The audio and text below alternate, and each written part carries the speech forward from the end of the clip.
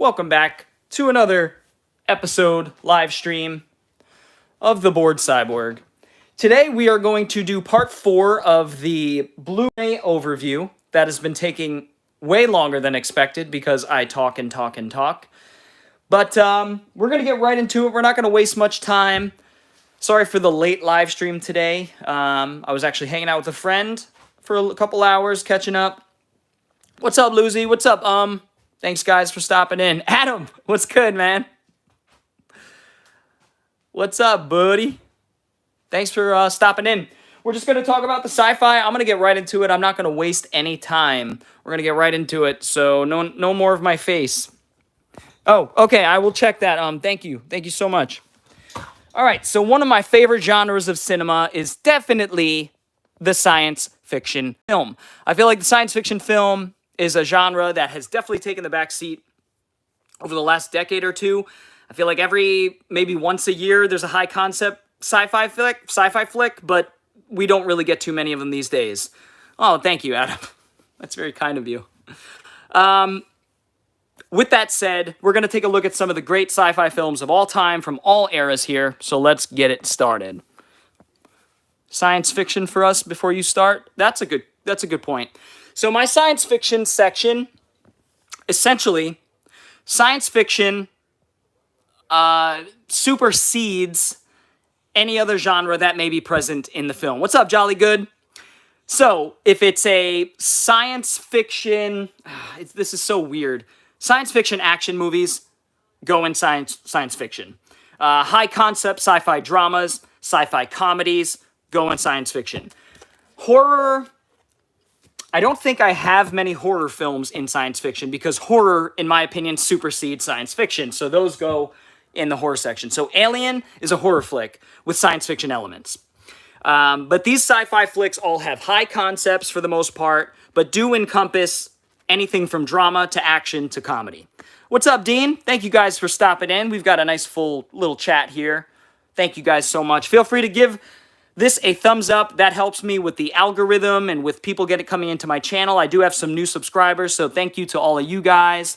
And feel free to hit that thumbs up. We're going to get right to it. And I'll discuss, some of my more nuanced opinions about science fiction as we go on here. So, all right. We've got Battle Los Angeles and Lockout. Lockout is the Luc Besson penned film that John Carpenter sued him over. He sued him over basically copying the script from Escape from New York. And yeah, it's pretty similar, but I always thought it was different enough that Carpenter was in the wrong there. But he ended up winning the lawsuit, and Luc Besson had to pay out. So there you go. Thank you. Yes, it has been awesome. It's nice to see. So getting the wheels turning here. Here we have Galaxina and the Crater Lake Monster, two very not so good films. Let's see. The chat is booming. No offense, just it didn't work out very well, but I do appreciate your video yesterday. Yeah, I actually went ahead and unlisted that because I haven't made many mistakes with my channel or with like videos like that, but that wasn't a good idea. So just because I underestimated how many frickin' films Jackie Chan had, if I'm being honest. So again, two not so good films, but very fun and very goofy in that 70s kind of way. Atomic movies from the 50s as horror or sci-fi. The Atomic movies, most of them I would count as horror. It really maybe comes down to opinion in some ways. Here we have Primer and Upstream Color by Shane Carruth. Primer, I remember watching that movie and it flipped my wig. I absolutely need to watch it again because that is a very convoluted time travel plot. I understand the gist of what they were trying to say, but I want to pay attention to the details because I have a hankering that this film is going to be very smartly written and smartly conceived. But I do remember the plot and how that really blew my mind in its subtlety. More of a science fiction guy because I'm all about ideas, and a lot of my favorite science fiction films have ideas and speak on totalitarianism, like Blade Runner, totalitarian futures, dystopian futures. All that is highly political, and I'm a political person, and basically science fiction If you want some really smart political philosophy, I think it's to be found in a lot of science fiction films. And I'll point that out as we go along. Here we have Logan's Run, Omega Man, and Soylent Green. A lot of these films had something to say about the future that we were heading towards, and a lot of them got a lot of things right. Soylent Green got a lot of things right by, first of all, soy making its way into most of our food, which, like soybean oil, things like that, aren't supposed to be very good for us. This actually was not soy, I'll say. I'm not going to say what the twist of this is. But you could imagine a future where the elites and the powerful adopt this sort of a policy. It's not so far from fiction at this point, right? Here we have a nice 4-film collection of Lost in Space, Galaxy Quest. I love Galaxy Quest, a great parody of Star Trek. Thinking about the future, exactly. It's a lot of fun. Mars Attacks, Tim Burton, and Red Planet. The two weaker films here are Lost in Space and Red Planet, but two films I still enjoy. All right, this film, one of the best time travel films of all time, follows an unassuming man in this dystopian future, which is run by a bunch of, it's like an aristocracy or an oligarchy, which is run by the scientists. And so the scientists, this is one of the early movies where I saw that was kind of saying, hey, you know, scientists are cool, but they could be bad too. And I think we've learned a lot of those lessons here since this movie came out. But that's just my opinion. This movie deals with Bruce Willis being ripped in and out of time by this dystopian underground society led by scientists who are trying to fix the past with time travel. But they don't really have a good grasp on the technology, and the toll is taken on their main character, who is basically just a monkey in a cage. That, you know, I think it's a play on the title, or a rat in a maze, right? It's being used as a tool to get something done. It's a very powerful movie and one of Gilliam's best. My favorite Gilliam film. I love it to death. I always get something new from 12 Monkeys. That's why it's one of my favorites. Great performance by Brad Pitt and Madeline Stowe. I adore that movie. The music is fantastic too. 2010, The Year We Made Contact. That's a Peter Hyams film, directed, or a sequel to 2001.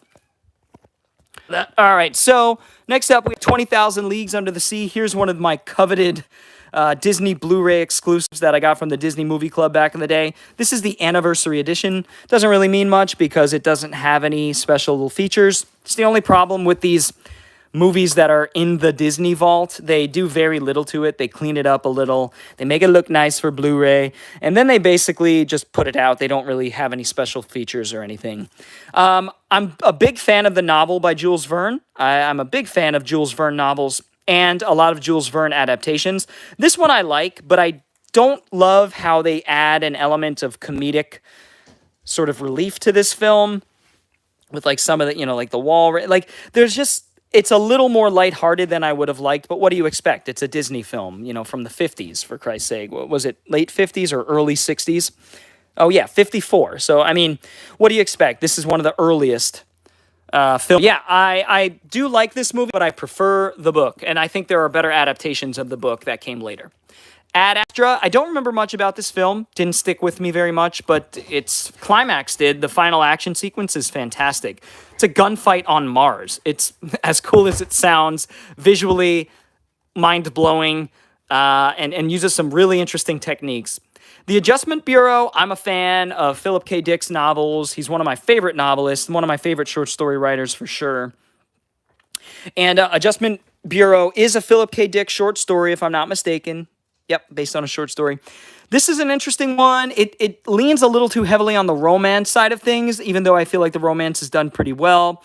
This is about, like, you know, these mysterious Men in Black-like characters who have this technology that freezes time so they could kind of change things as they happen. So if something happens, they could pause it and kind of go in there and rearrange things and then get out of there and nobody knows they're there. They can manipulate time, essentially. Oh yeah, there's so many movies based on books. So many movies that you didn't even realize were books or comics, you know. Aeon Flux, I love the old Peter Chung animation on MTV back in the 90s. I think it's far better than the movie. The movie's a fun little action flick with Charlize Theron. She's always nice to watch. She's pretty, and she can kick ass. And You know, men don't ask for much more. After Earth, this is a pitiful film with a exponentially pitiful performance by Jaden Smith. Will Smith is fine, as he usually is, but looks a bit like Lara Croft. Yeah, I could see that. But yeah, Jaden Smith, I just remember his performance standing out as especially assalicious. So this one, I'm not sure I'll be watching anytime soon. I watched it because I'm an M. Night Shyamalan fan, but that is certainly one of his weaker films. After the Fall of New York, now that's more my style. Sergio Martino. I actually haven't opened the Blu-ray here, but I have seen the film. It's one of those kind of Escape from New York kind of knockoffs. Mad Max meets Escape from New York. Those two films were highly influential in Italy. AI, there's a little bit of, rumor about Stanley Kubrick working on this film with Steven Spielberg before he passed away. This definitely does have some of that imprint, that Kubrick imprint, that thumbprint on it that you could discern. But it does feel like a Spielberg film at its core, and I think it moves like a Spielberg film. It has the emotional moments like a Spielberg film portrays, and I actually really love this little Pinocchio adaptation. I think it's very good. I think it's one of the only good other Haley Joel Osment films aside from Sixth Sense. I think it's a very good take, a modern take, technological take on the Pinocchio story, and I think it has some interesting set pieces that I really enjoy. What genre would it be? Resources? I don't think you need many resources to make a horror film, so that's what I would do. And pretty much all the shorts I've made are horror films at this point. I haven't made many, like 3. So, AVP, I'm an apologist for Paul W.S. Anderson's filmography. I think Alien vs. Predator is a super fun, big-budget B-movie with great action sequences. We get to see the alien and the Predator actually fight. And it's actually shot pretty damn well. W.S. Anderson knows how to shoot his action in a Western kind of style with a bit of an Eastern influence. But Requiem, honestly, I haven't seen in many, many, many, many years to the point where I barely remember it. But yeah. Battle Angel Alita, or Alita Battle Angel. I call it Battle Angel Alita because I grew up watching the anime, the OVA, which is 45 minutes and really doesn't capture the manga's story as well as this does. I will say, I love the hand-drawn animation, but I think this is a little bit longer and it's able to flesh out the world of Alita a bit more. And I think the action in this is fantastic. I think it moves along at a brisk pace. It's a little CG-reliant or CG-heavy, but, Robert Rodriguez really knows how to do those kinds of films. He knows how to use it. So, yeah, an OVA. An OVA is an acronym for Original Video Animation. And so in the 80s and 90s, instead of those films going to the theater, Japan would release them straight to the video market, the VHS market, the beta market, whatever it might be. And so you could have OVAs that were 20 minutes long. You could have 45-minute long OVAs, episodic OVAs. You can have a 2-hour-long OVA. Kind of didn't really matter. What mattered was that it subverted the theatrical sort of circuit and went straight to video. And people kind of traded the tapes, passed them around. It became known as kind of the OVA era. And some of my favorite anime come out of that era, and in fact are OVAs, like Cyber City 080808. Bubblegum Crisis is considered an OVA. And then you have the feature films. So that's really my corner of anime, is feature films and OVAs. They don't really do OVAs anymore. I guess everything's an OVA because it just goes straight to Netflix and shit. So, all right, next up we have Alphaville. This is a Jean-Luc Godard film. Jolly says, the only OVA I've seen as a kid was the Sonic anime. Yes, I have seen the Sonic OVA. It was like 45 minutes long, right? It's a pretty good one. I agree. Guys, go check out the Teenage Mutant Ninja Turtles OVA that they did. It's all in Japanese, very Japanese take on the Turtles. It's really interesting. Jean-Luc Godard's Alphaville. This film is said to be a big influence on Blade Runner, which is hence why I have it in the collection. I had it on DVD for a long time, but I finally was able to sell that, and I picked this up at a bookshop, for pretty cheap. But I hear really good things about this little French kind of borderline new wave film noir kind of thing. It's one of the newer additions to my sci-fi set here. I'm not sure why Tarantino seemingly hates Godard. I haven't seen enough Godard films to really say anything positive or negative about him. This is a Lars von Trier. No, I mixed that up with Melancholia because it has a similar cover. Mike Cahill. And this female here, this female actress, she also is a writer, Britt Marling. They did a film called I Origins, which has some really interesting concepts, which I remember that definitely make you think a little bit, but I didn't think the execution was that good. This, I hear, is their masterpiece, though. I hear this is a really good film. Happy to have that on Blue. One of my favorite 70s films. I just think this film kicks so much ass for its subject matter. You know, not much happens in this film. It's all about these doctors trying to figure out where this virus came from and how this virus is spreading. And so most of it takes place just in front of screens with doctors going, I don't know, so it looks like this, it looks like that. And most of the things, the developments happen in that way, but it's so thrilling, very tense and enjoyable. Lucy, you watched Alphaville recently. Not really sure what you think about. Well, that's interesting. Sometimes it takes a while for you to digest, you know, for me to digest at least. Super Mario Galaxy, a space sci-fi game. Action platformer with sci-fi elements. But yeah, I love this film. I love how they use color, how each layer of the secret base, they're able to go deeper and deeper and have more access to like higher technology. And I like how it's all color-coded. Great dry atmosphere 70s flick here with some really big ideas of the like that we don't even approach in today's age. Michael Crichton penned this book, which I've never read. And of course, the great Robert Wise, director of West Side Story and Day the Earth Stood Still, which is coming up soon, directed that one. Anyara, I haven't seen, but it looked really interesting. Asks, have you seen The China Syndrome? No, I have not seen The China Syndrome. Annihilation, I cannot love any of Alex Garland's directed works, if I'm being completely honest. I have seen Coma, and I like it just as much, sort of the conspiracy kind of thriller. I thought it was really cool. I also have that one coming up. Annihilation, Alex Garland's directed films, I think, are all very solid, but none of them kind of crack greatness for me. Jolly Good says, I can't tell how many movies you've been collecting over the... Yeah, it's a frickin' lot. Next up, we have a film that did surprise me with its ideas and its creativity. It kind of blends a bit of animation with live action and superhero movies and or anti-hero movies. Extreme violence, directed by Adam Egypt Mortimer, the guy who did Daniel is Real. I'm pretty sure he did Daniel is Real, and I really like that style of filmmaking. Again, very dry atmosphere. A bit pretentious, I will admit, but man, these films are pretty cool. Favorite low-budget sci-fi film? I'm sure we'll come across it. I've got a few. Arrival. This is Denis Villeneuve, who is just such a fantastic filmmaker. One of the only filmmakers in Hollywood that I think has any sense of integrity. And I think he's making some of the great Hollywood films that will be remembered, whereas most of Hollywood films now will be forgotten to the sands of time. But Arrival is a really interesting alien invasion, high-concept sci-fi science fiction film. It's fantastic, guys. Watch this out. It'll make you think. Watch this. It'll make you think. Lucy, that's all right. You could catch it on the rebound on the archive. I appreciate you stopping in. You have a good day or morning or night. I'm pretty sure it's later over there, so have a good night.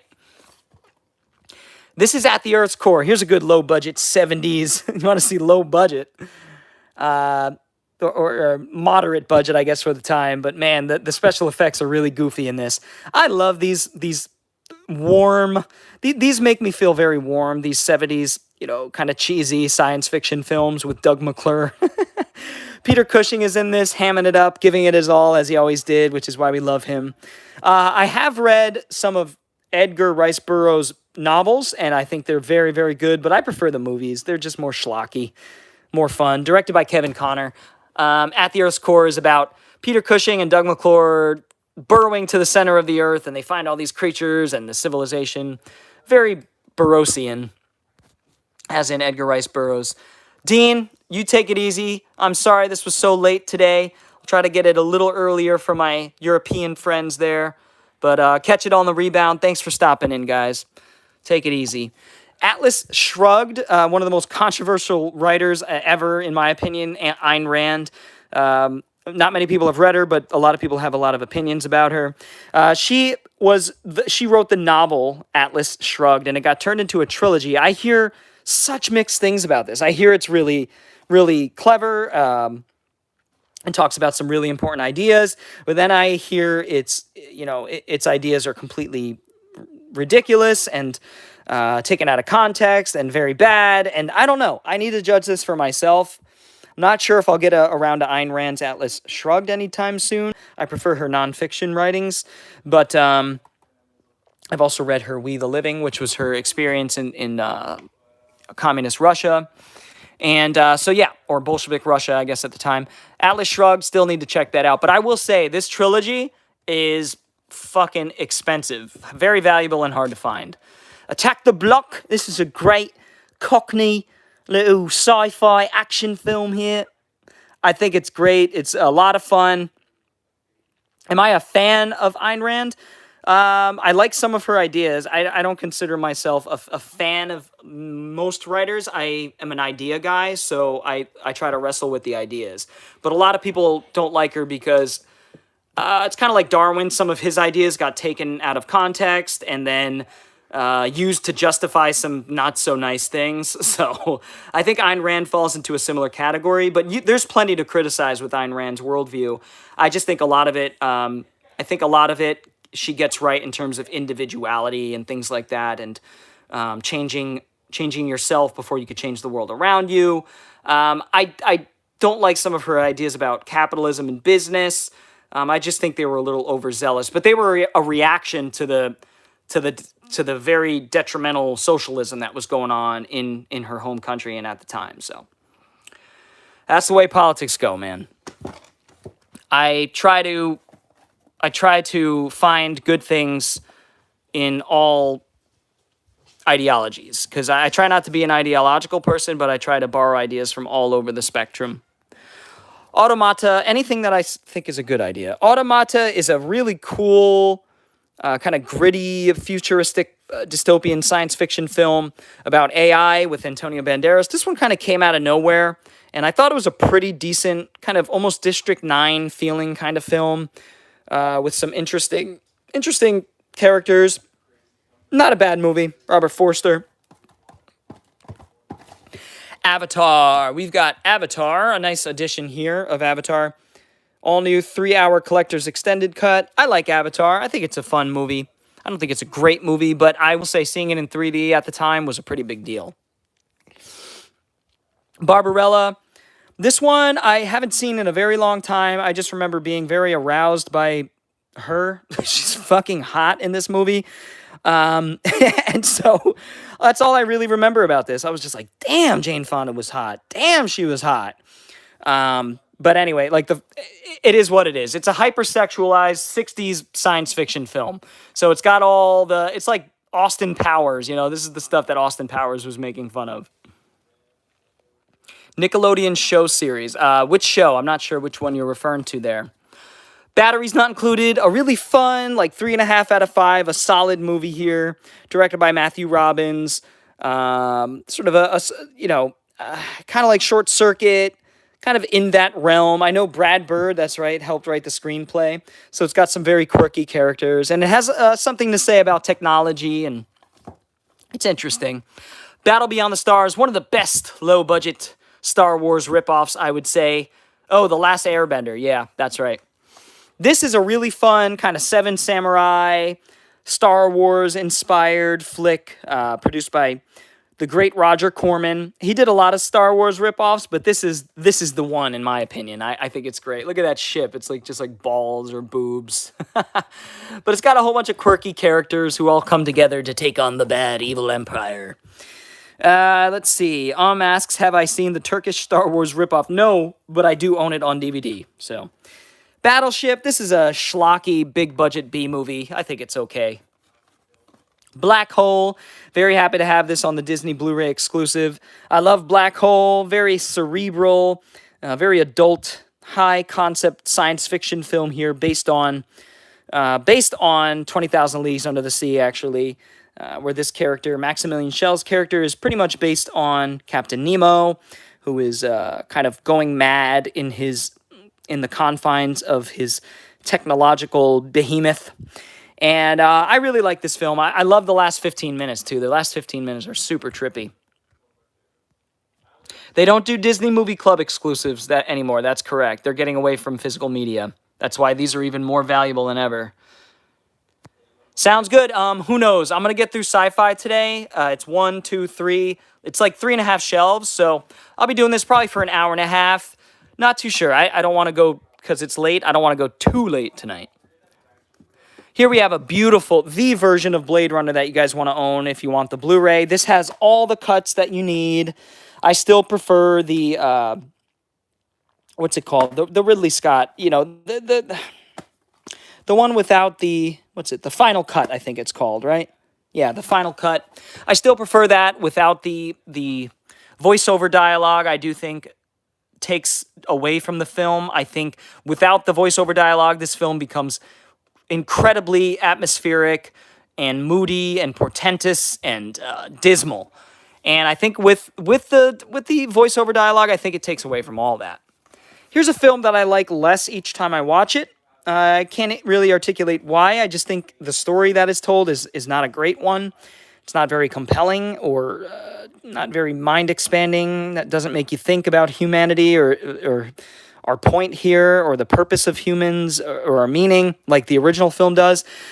This film just kind of retreads and tries to tell an interesting story, but I think fails. My favorite part of this movie is the first 15, 20 minutes with Dave Bautista. I think it's fantastic. Yeah, jolly good. They're worth quite a bit now. Book of Eli, I remember remembering the twist in this. I think it's a pretty fun little sci-fi action film. Bounty Killer, I've heard okay things about it, actually. Boys from Brazil, this is an insane film about powerful people who are trying to basically bring the Nazis, clone the Nazis back into existence, like Hitler back. It's insane. But it is sci-fi. It does have sci-fi elements. Great performances by Gregory Peck and Laurence Olivier and James Mason. My God, a great old school cast here. Brainstorm, a great Christopher Walken, Natalie Wood, high-concept sci-fi flick for the time about virtual reality and experiencing things that other people experience and record, and then you could experience it like people dying. Always reminds me of Strange Days. Very good performance by Walken here, a bit more reserved than usual. Very good flick. A forgotten science fiction flick. Bumblebee, probably my favorite Transformers film, but that's not saying too much. I thought this film had heart. I thought it was good. Butterfly Effect, one of the great films of the aughts, in my opinion, science fiction films of the aughts. Watch the director's cut. It's got a better ending, in my opinion. What a well-written movie this is. Such a tight script. A script that takes risks, but really follows through with its concepts very well. This is not a happy film. At least the director's cut isn't. It's a bit more downtrodden. But I haven't seen the sequel. I watched this recently and I was just blown away by it. I still think it holds up. Its ideas are incredible. It's got a great filmmaking style and atmosphere and vibe to it.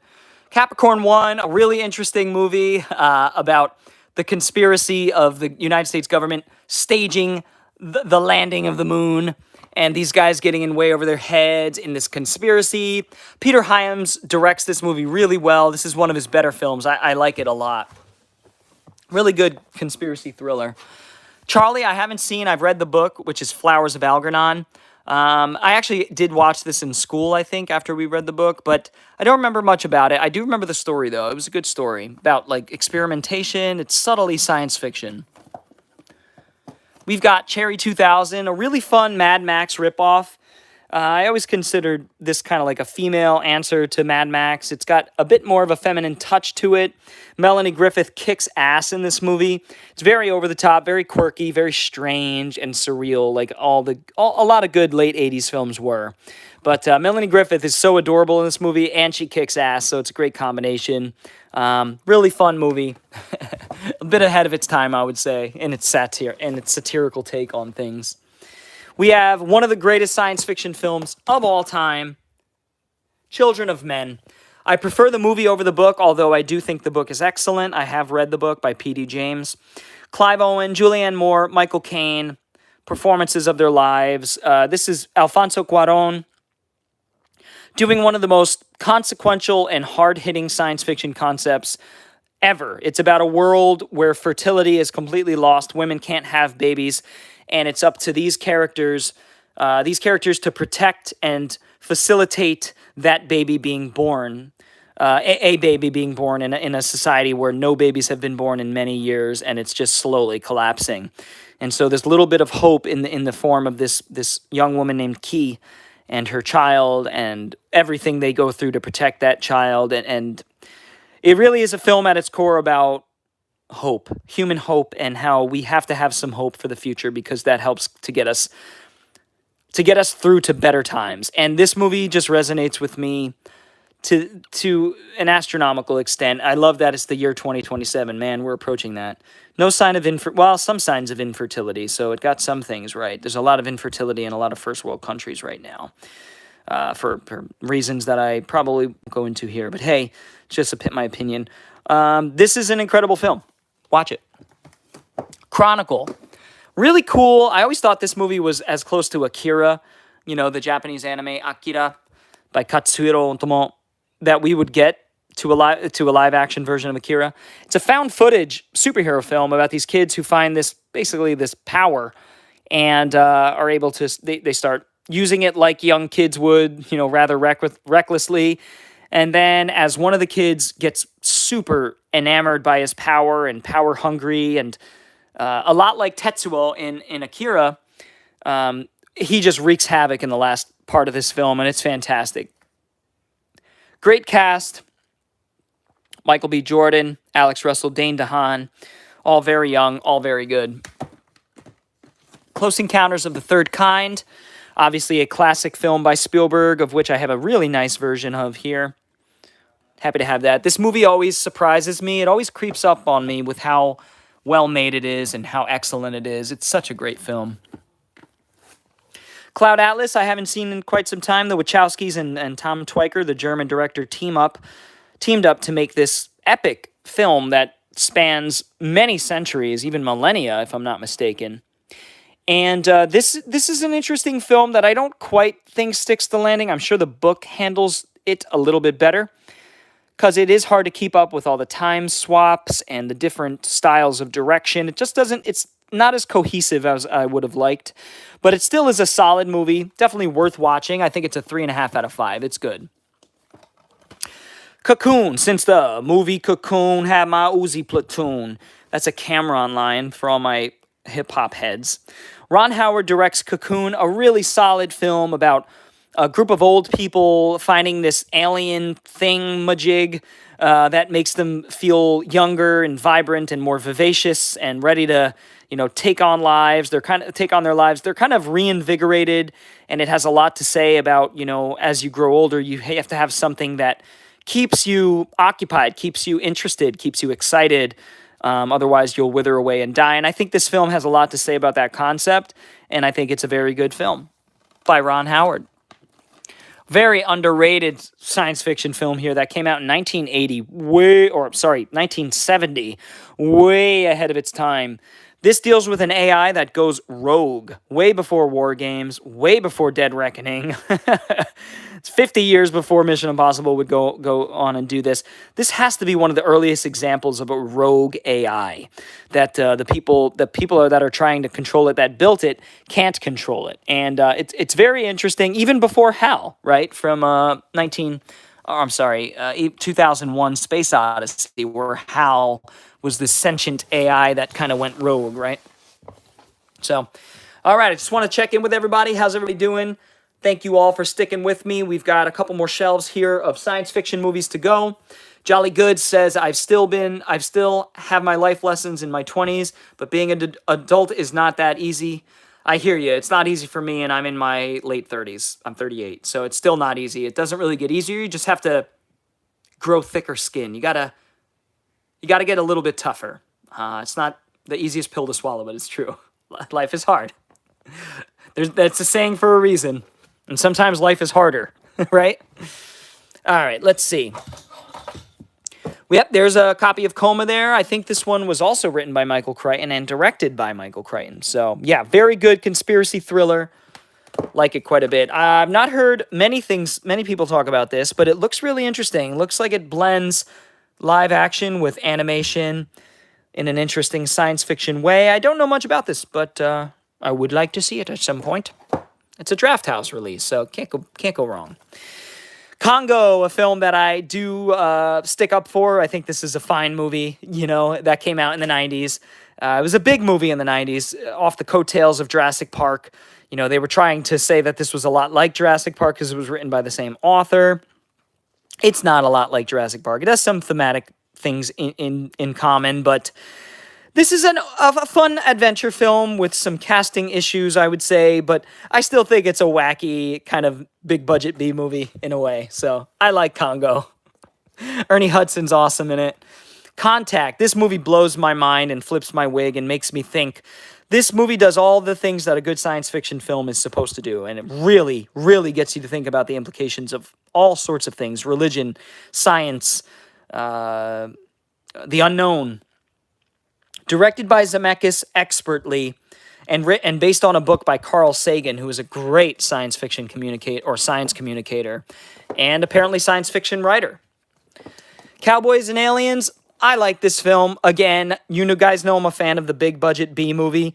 Do I think it's a masterpiece? No. But do I have fun with it? Yes, I do. I think it's ridiculous and over the top and kind of like a 50s movie in its affectations, but with modern sensibilities. And a big budget. I like that kind of thing. Criminal. This one has subtle science fiction elements for sure.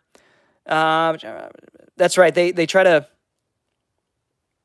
Yeah, CIA's operatives are implanted in Kevin Costner's mind, and it does some really interesting things. It has some good action set pieces. I actually think this film is pretty cool for what it is. It even has Scott Adkins in it. But yeah, not a bad movie. I've seen far worse. Another very underrated aughts science fiction film is Sci-Fi, directed by Vincenzo Natali. This film is cyberpunk to its core. It really exudes that sort of cyberpunk sleaze and technological, technological encroachment on our lives. And it does it in really clever ways with some very effective set pieces. Twisty, turny, really, conspiratorial in terms of its thrilling aspects. It's a conspiracy thriller. And it gets weird. This is a German edition, I think, here, because at the time that I picked it up, it wasn't available in the West. So here we have D13, District B13 and D13U. These are both Luc Besson penned Pierre Morel films. I think Morel directed the first one at least, which is super fun. I have seen. This got remade in America as... It was a Paul Walker film with RZA. Brick Mansions. I haven't seen the sequel. Really cool parkour-centric action film, though. Damnation Alley. I just remember giant cockroaches in this movie. That's what I remember from this film. Really gross giant cockroaches. Like a post-apocalyptic road movie, if you will. Somewhat remember it. It's been a long time, though. Fun movie. Dark City, I love Dark City. This came out a year before The Matrix, but deals with a lot of similar themes, but it does it in a dark fantasy science fiction film, science fiction way. I can't help but think this has really dark fantasy elements to it. Definitely science fiction as well, but it has my girl, Jennifer Connelly. I absolutely love her. The only performance I think is a little weird and over the top is Kiefer Sutherland's as the kind of mysterious doctor. That's kind of the throughway, the liaison between the watchers and our main character. But this is at a time when Alex Proyas was really at the peak of his creative endeavors, because Dark City is such a unique and inventive film with a look totally of its own, very film noir, very dark. But man, this movie makes me feel, that's for sure. I love its atmosphere. It's excellent. Not one I've seen. Dark Web Cicada 3031. Darkest Hour. I remember having some fun with this little B movie here with what's his name? Emil Hirsch. Alien invasion flick with a budget. It was enjoyable. Darkman, since this is based not on a comic, I decided to put it in my science fiction area because it does do some science fiction stuff. And Sam Raimi, obviously, Liam Neeson. I love Liam Neeson. He's one of my favorites. Maybe I should put this up with the Liam Neeson collection. But I love the villain performance here by Larry Drake. It's got music by Danny Elfman.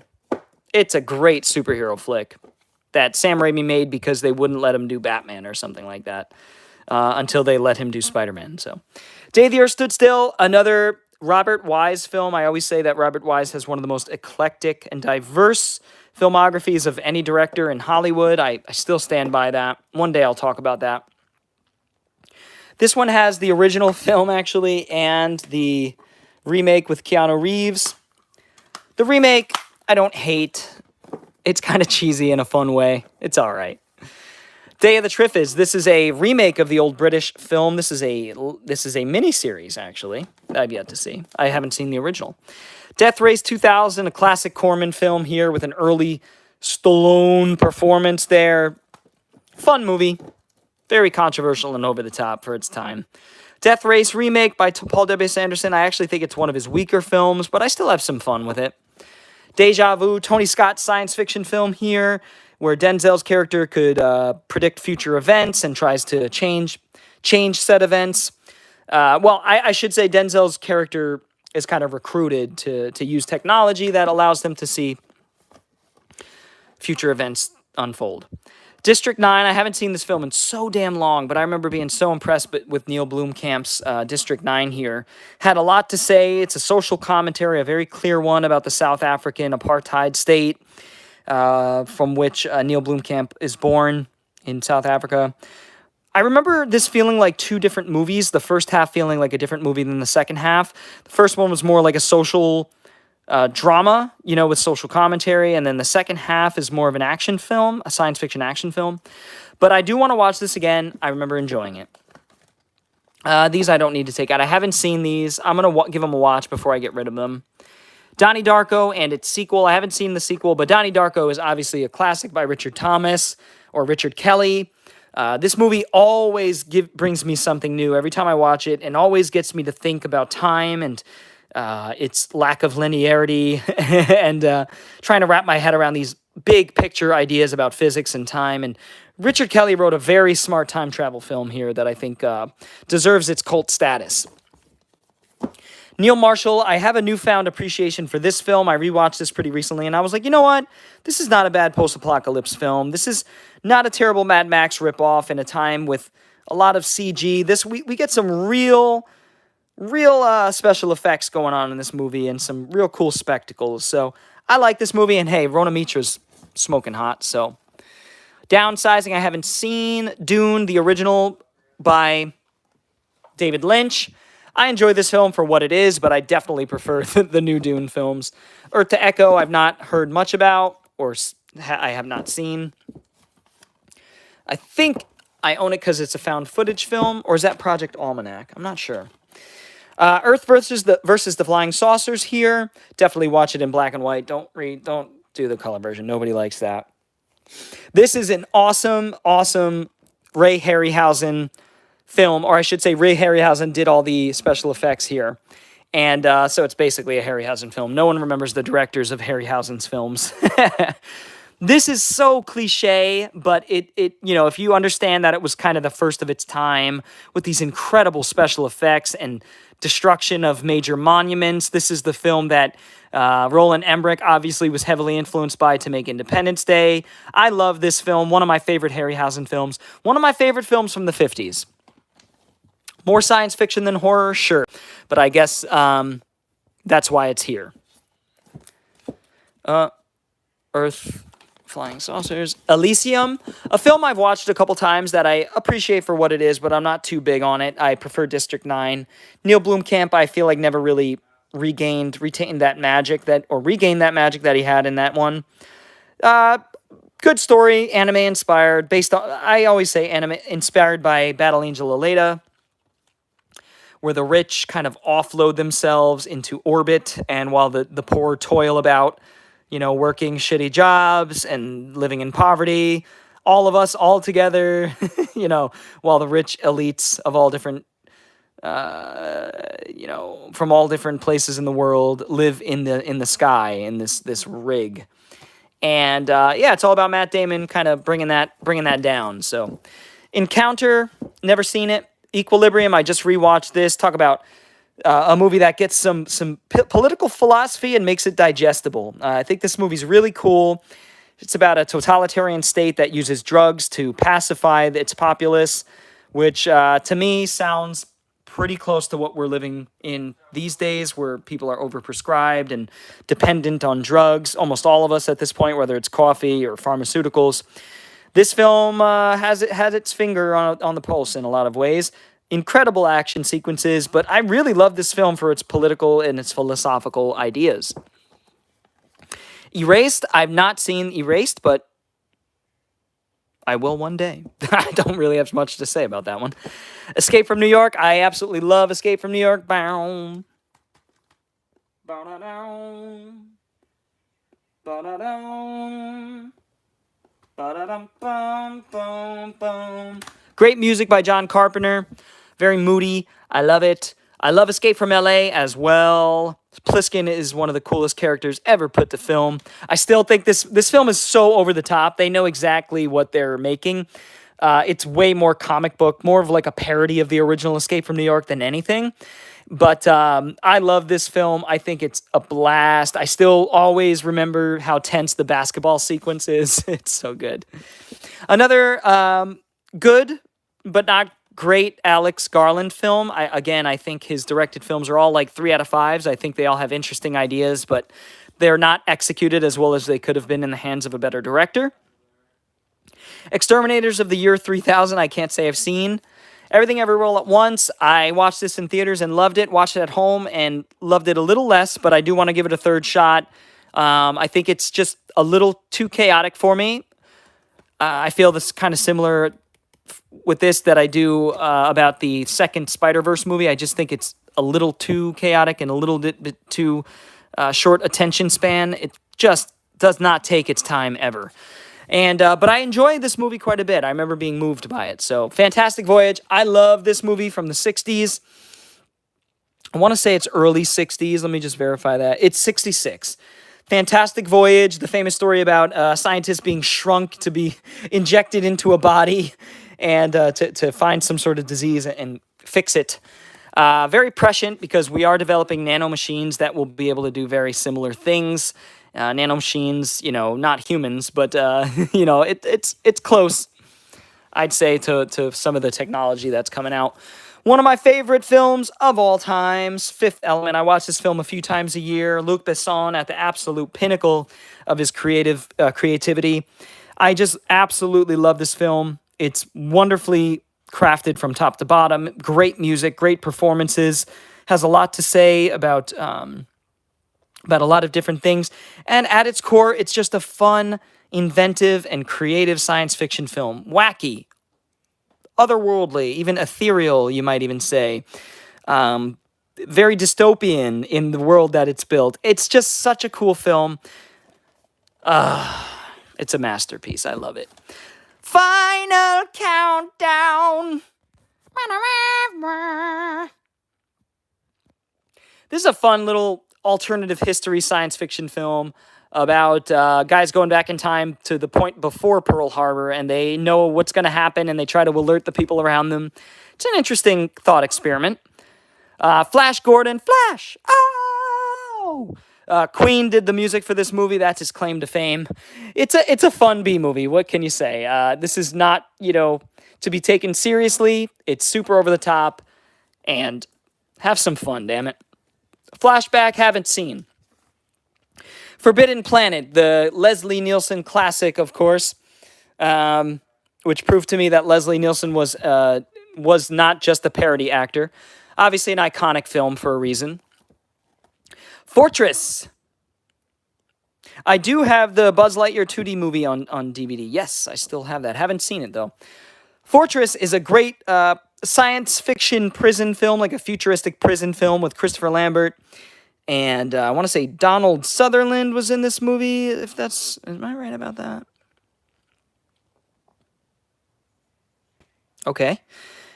Kurtwood Smith, that's it. Okay, and then it was directed by one of my favorite directors, Stuart Gordon, who steps outside of the horror realm and does a science fiction film, and he nails it. I think it's a very good science fiction film, science fiction prison film. I will check that out at some point. Definitely intrigues me. Free Guy is a movie that I shouldn't like as much as I do, but I do. I think it's kind of like The Matrix. It deals with, light philosophy about taking control of your environment. Very Aurelian, we'll say Aurelian, like Marcus Aurelius. Very stoic philosophy throughout this. Taking control of your life, individuality, that kind of thing. And I do like a lot of those ideas. And I think it's a good kind of update of the Matrix kind of ideas, where the structures that are around you, that were built around you, help keep you back and fight through them. That's kind of what the film tells me. Ryan Reynolds is the main guy in Free Guy. Frequency, a very poignant film, tons of pathos in this movie with great characters. Man, I get emotional on this one. It's a great story about a father and a son connected through time in a really interesting, almost not time travel, but they communicate through different time periods, from different time periods. It's very sweet. It's very emotional, and it also gets very tense, and it turns into a pretty cool thriller by the end of this film. Awesome movie. Gamer 3D, I don't remember being too impressed with this, but this was from my father's collection, so I'll be holding on to that. Gattaca, very smart and ahead of its time. God, way ahead of its time. In a world where we're creating CRISPR and gene editing techniques, which we can do, who knows to what extent at this point. This was a film that forecasted pretty much all of that and said, and showed what it would be to live in a world where people could choose what genes were selected and which weren't, and it doesn't create a very, very nice world. So this film has a lot to say about that. Andrew Niccol was way ahead of the curve in terms of his filmmaking, interjecting philosophy and science into his fictional stories. It very, very effective. Even his Simone has a lot to say about where we're at right now. He picked up on some of the patterns there. Gemini Man, this is a, at points, laughably bad science fiction action film that has some, I'm hesitant to say there's some pretty damn good action set pieces. This is Ang Lee doing an action film, science fiction action film. I should love it. But the younger version of Will Smith just rubs me the wrong way. It's uncanny valley beyond belief. Ghost in the Shell, I saw this on my birthday when it came out and expecting it to be terrible. It wasn't terrible. It's an okay adaptation. Obviously, I much prefer the anime. Gold! I love Gold! No, this is an early German film, actually. This is after the Nazis took power, 1934. And, Nazi Germany. Gold! This is an early science fiction film from Nazi Germany. How freaking cool is that? How many people could say they have the film like this in their collection? Seems like a Frankenstein-esque story with man trying to control, science and transmutating metals from iron to gold, whatever it is, But, it's a Nazi science fiction film, quite literally. Gravity, I remember being very impressed by when I saw it for the first time, but it was a roller coaster ride, boy. A lot to take in. I do want to watch this one again at some point, for sure. Guardians, a really funny, shitty, entertaining Russian ripoff of the Avengers. It is exactly what it sounds like. Yeah, there you go. We've got Hancock, a movie that I do want to give another shot to, because I remember liking some of the scenes from this, so I will definitely check it out again. Yeah, I have seen the first Deathstalker. I haven't seen its sequels, but yeah, I love high fantasy films, over-the-top high fantasy films from the 80s, Nick. Thank you, Nick, for commenting and for joining the chat. I appreciate it. It's a good time for me to say thumbs up the stream if you guys are enjoying it. It helps other people see the stream and helps grow the audience. I really appreciate that. And I have super chats available. If you're not already subscribed to the channel, feel free to subscribe to the channel. There'll be a few live streams like this a week at least, and I'm going to come up with a schedule very soon. We have Hannah. Not a very memorable science fiction film here, but one I want to give another shot. Have I seen this? No, you know what? I haven't seen this. I got it mixed up with Morgan. Hardcore Henry. I don't know, man. This film was fucking awesome to me. It was such a cool concept. It's a gimmicky kind of film, sure, but it's all from the perspective of a first-person video game-like perspective. It's like John Wick from the first-person perspective. So I'm a fan of video games, obviously, and obviously this is an outgrowth of the first-person shooter, which was inspired by, of course, first-person perspectives in cinema, or what they call subjective perspectives. Like, from someone's perspective, kind of like how I'm doing right now. But yeah, I really enjoy this film. I wish there were more films like it, if I'm being honest. I think it's fun. You're back. Yes, I'm not too far down here, so... Hell Comes to Frogtown. I think I have a review for this written up on my letterbox from years and years ago when I was a very different person. I wonder how that reads. This is an okay little B-movie starring Rowdy Piper, who I absolutely love. I'll watch anything with Rowdy Piper, and I think he had so much screen presence, was a great action hero. Just unfortunately didn't get too many, great action movies because there were other action movie actors at the time. But this is a fun little Mad Max-inspired ripoff where men are a commodity, essentially, controlled by the women for breeding purposes. Women kind of run this world. It's very interesting.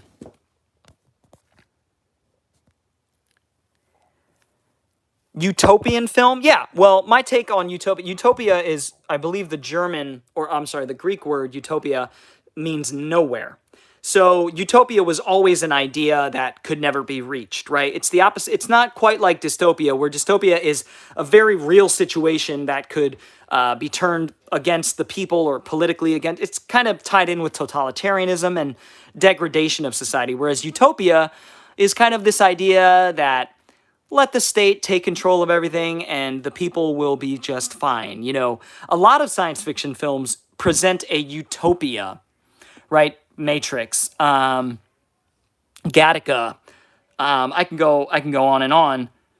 There's a lot of so a lot of films are both utopian and dystopian. I think utopian society and utopian ideas are totalitarian and are in fact dystopian because no one group of people, no matter how elite or how cool or how smart, have the right ideas about everything in the world and how everything should run.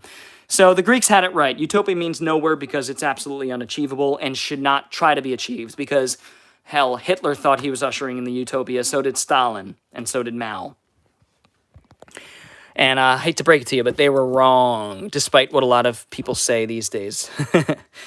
Her. This was a very interesting film ahead of its time, about relationships that lonely men have with their computers and with AI and AI girlfriend, in this case, way ahead of its time because this is happening now. Lucky us. Higher Power. Haven't seen that one. Hitchhiker's Guide to the Galaxy. I remember really enjoying this film. Still need to read the Douglas Adams books. Andrew Niccol doing a very mainstream film here I've yet to see.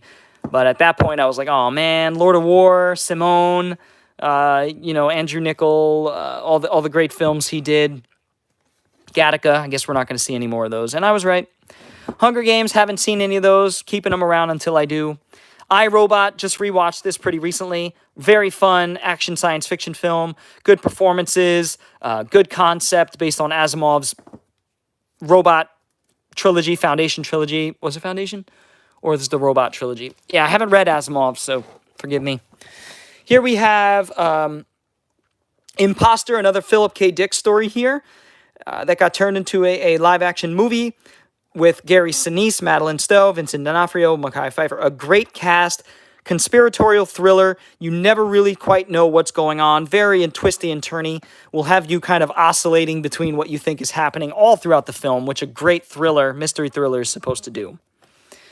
Another Star Wars ripoff. Which one? I don't think I've talked about any Star Wars ripoffs recently here. But which one are you referring to? Immortal. This one is a weird one. I've not seen this in a very long time, and I don't remember it leaving much of an impression. But it does have a very unique art style. That's what I like about this time. In the aughts, there was a lot of experimentation at the point where we were transitioning from 2D to 3D. In Time. Oh, The Imposter. No, I wouldn't say Star Wars ripoff. Maybe the cover a little bit, but yeah, this is nothing like Star Wars. This is a pretty much straight up conspiratorial thriller, mystery thriller, yeah. But I can't think of anything that it has in common with Star Wars, actually. We've got In Time, which I think is a little underrated. Again, Andrew Niccol doing a more mainstream film, but a film that I think will be praised in the future. I think this film holds up pretty well and is a pretty clear allegory for using your time wisely, but I do think it's a good action film, and Timberlake is better than I would expect. So, yeah, very poignant, too. This has some scenes which are pretty moving. Nick B asks, do you think 4K is worth the hype, or are you satisfied with Blu-ray? Nick, I am more than satisfied with Blu-ray. As you can see, I've got a few of them. So I'm not transferring these all over to 4K. And from what I've read, half of 4Ks don't seem like they're any better than the Blu-rays anyway. Maybe I'm just miseducated on that, but Blu-rays look as good as I need them to look. You know what I mean? Approaches the quality of film pretty closely. Oh, it's okay. It's okay, Jolly Good. I know what you mean. Hey, I have those moments too. Don't sweat it. No problem. Everybody makes mistakes. We've got The Incredible Two-Headed Transplant, which I haven't seen. This is a ridiculous comedy. Illustrated Man. I've read the Bradbury novels, which is a series of short stories that all kind of connect in interesting ways that are tattoos on this man's body, hence The Illustrated Man. Ray Bradbury is one of my favorite writers of all time. Independence Day, I watched this recently. Super fun. A big budget B movie. I think Roland Emmerich is to thank for the big budget B movie. So we got a lot of fun movies out of that, but also the degradation of the Hollywood blockbuster. So I'm not sure how I feel about that. Independence Day Resurgence, very forgettable. Interstellar, very emotional, very moving, powerful story about time and love and relationships. One of the better made Christopher Nolan films. Is just a very well done film with each act is great. The character arcs are wonderful. Like I said, very, very poignant movie. A film that I've loved since I saw it in the theater. I really like this film still. I think it holds up very well. It's about cloning, a future where the elites have clones basically for themselves, and they kind of breed these clones off the coast. It's a really interesting idea. And Sean Bean plays the bad guy in this. Michael Bay directs a really fun science fiction action film. Jolly Good says, I've known the same actor did the Casper 1995 movie. That's right. And Independence Day. Yeah, you're talking about Bill Pullman. Yes, very good actor. It Came from Outer Space. This is one I actually don't think I've seen. Yeah, Jack Arnold flick that I haven't seen. Oh, this is such an amazing version of Johnny Mnemonic. Maybe way more amazing than the movie. This is a movie I want to love because one of my favorite authors is William Gibson, and actually he helped pen the script, even though it was scrapped and rewritten dozens of times, apparently. But Johnny Mnemonic is based on a short story out of one of his books called Burning Chrome. Burning Chrome is a collection of his short stories, all very cyberpunk, all deal with corporate espionage and technology enhancing us in different ways. Johnny Mnemonic is about this courier that transfers data between parties, and the data is implanted into his head. And the main character here is Keanu Reeves. And it's such a cool film. I think the short story is infinitely cooler, but I do think the movie, is fun for what it is. It's totally different than the short story, but it shares some of the DNA. Like I said, William Gibson did write it, but he was getting rolled over by the studio, and it does show. But this is still a good movie. I love this era of pre-Matrix, science fiction. Has some things in common with The Matrix, too. Very cool action in that one, though. Very Hong Kong inspired, very John Woo inspired. Not as good, but still fun. John Carter, a film that I think is okay. Very bland visually. I always thought that when they get to Mars, it's always so drained of color and just kind of bland. There's no other way to say it. All the aliens kind of look alike. Everything's brown. I don't know. Just kind of underwhelming, but it is a big budget B movie. directed by Pixar great Andrew Stanton. This is definitely the lesser of his films, but still a fun movie that I'm happy to have in the collection. That's so cool. God damn, it's so cool. Sorry. We have Jonathan. Don't know much about that one. I think it was a Dollar Tree find. Jumper. Jumper's middle of the road. I've seen it once. I thought it was okay. I'm going to give it another shot before it stays or exits my collection. Pixar was great. From Toy Story to what? Inside Out, maybe, or like Ratatouille, that era. Jupiter Ascending. Fun big budget B movie by the Wachowskis that borrows a lot of the ideas from their other movie, The Matrix. I guess they didn't have many ideas, which it shows today. Jurassic Park 3, it's a pretty weak Jurassic Park movie, but I like it. I like Jurassic World better than Jurassic Park 3. Probably like Fallen Kingdom better than Jurassic Park 3, too. I enjoy both of these movies. I don't think they're great. They're solid 3 out of 5s, though. Whereas Jurassic Park 3 might be a 2.5. I'm not sure. Knowing this is a really interesting theological take on science fiction. Gets a little too theological for me by the end, but it's pretty interesting. And it tries to kind of unite science and religion. Keep in mind, science and religion and philosophy. Science fiction and philosophy all stem from religion. So they're all intertwined, and we're just at a point in history where they're pretty separated, or at least people don't like to view them all in the same light. I like to think of it as an onion. So the onion, think of the shape of an onion. Starts off with religion, kind of stems out, bulbs out. That's your onion. It kind of stems out. Philosophy pops up, science pops up, all these other fields, and then they kind of intermingle for some time, and now they're kind of spreading apart.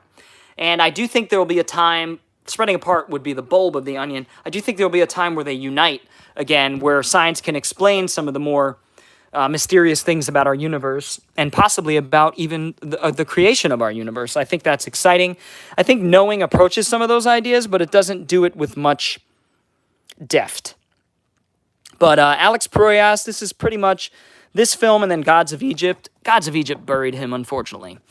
Land That Time Forgot, I still need The People That Time Forgot, but I have read the novel that this was based on. I still like the movie a little better. It's just a little more cheesy, a little fun, a lot more fun than the novel. Even though the novel was a fun, pulpy time. Another cyberpunk VR kind of film from the 90s that I adore and always have since the 90s. It always left me feeling this uncanny feeling that is hard for me to describe about this era of science fiction from like 91 to 96, films like Virtuosity and Johnny Mnemonic, and all very cyberpunk inspired. And I'm a huge fan of cyberpunk, and I feel like that's a genre that's mostly gone, which is interesting because the world is getting more and more like a cyberpunk future. So totalitarian cyberpunk future. Brett Leonard, I am a fan of his direction. I love the line in this movie by Pierce Brosnan. His mind is like a wet, hungry sponge, referring to Jeff Fahey's character, who plays a simpleton, for lack of better terms, who Pierce Brosnan experiments on, and essentially Job ends up becoming like this godlike figure, way too hungry for his power, and he goes from a simpleton to like an absolute tyrant. And I like the movie. I like the director's cut quite a bit. Last Starfighter, really fun, video game-inspired flick. Jolly Good says, I'm not a big dinosaur person, like Jurassic Park, except that purple dinosaur that everybody hates, but I don't hate it, honestly, but I just don't watch it anymore. Exactly. I used to watch Barney all the time. Not anymore. I haven't seen Barney in a long time. I would watch the movie again, Barney's Magical Adventure or whatever, just to see how that holds up. Left Behind, one of the worst movies I've ever seen. That's why it's in the collection. League of Extraordinary Gentlemen, a film that I am an apologist for. I don't think it's that bad. I think it's a solid 3 out of 5.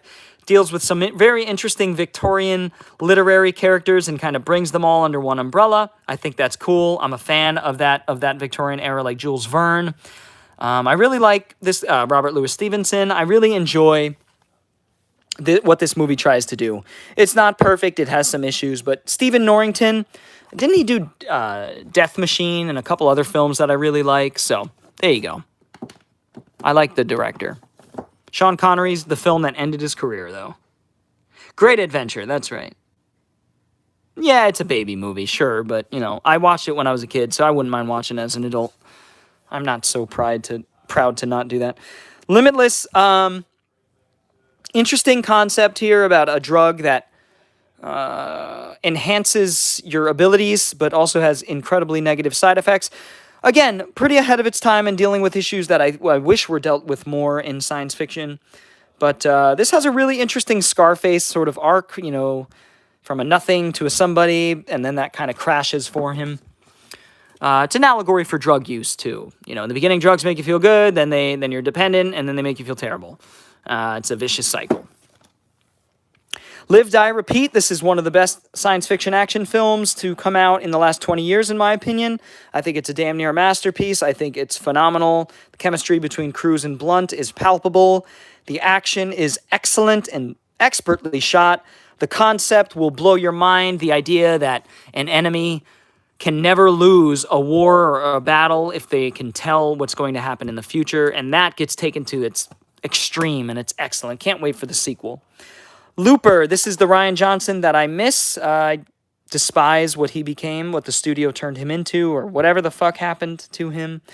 Rian Johnson writes and directs the hell out of this really cool conceptual science fiction thriller here. One of the last good performances by Bruce Willis. Joseph Gordon-Levitt doing his best Bruce Willis performance or impersonation. Excellent, hard-hitting action, great concept. One of the coolest movies to come out in the last 20 years. Lucy, not one of the coolest movies. Very goofy, over-the-top B-movie that Luc Besson takes very seriously, but I like I like for its action and for its silly science fiction concepts that are so ridiculous. It's fun. Men Have Fell to Earth. This is a Nicholas Roeg film, the director of Don't Look Now. An alien comes to Earth in search of water, and that alien is played by David Bowie. I've heard really great things about it, but it's a slower science fiction film that I haven't gotten around to. The Man Who Wasn't There. This is one of the forgotten Coen Brothers films here, in my opinion. Black and white film, and it's about... I don't remember much about it, but I remember it getting super weird in a really cool way. Yeah, I gotta watch this again. I just remember there being, like... I don't want to say what I remember there being, because I don't want to spoil it, because you would never think the film would go there. But it does. These two films, I got this one, the sequel, at the Dollar Tree, and this one here. I've heard such great things about this. This is a high-minded, sort of intellectual and philosophical science fiction concept here that mostly involves people discussing the implications of the end of the world or something like that, or like they're talking to an alien. I don't know much about it, but I know I want to see it. And that's the sequel that is not supposed to be quite as good. Let's see. Rest in peace, David Bowie. Played the song We Can Be Heroes. Yes, jolly good. He was great. Next up, we have The Martian. I think this is middle of the road, Ridley Scott. Not great. Not bad. Entertaining. Martian Chronicles.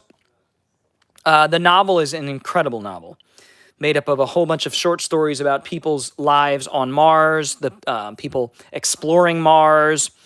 Once we start colonizing, takes place before, after, talks about the beings that were there before, may still be there. It's an incredible novel, but this adaptation feels a lot less coherent than the novel, even though the novel does jump all over the place.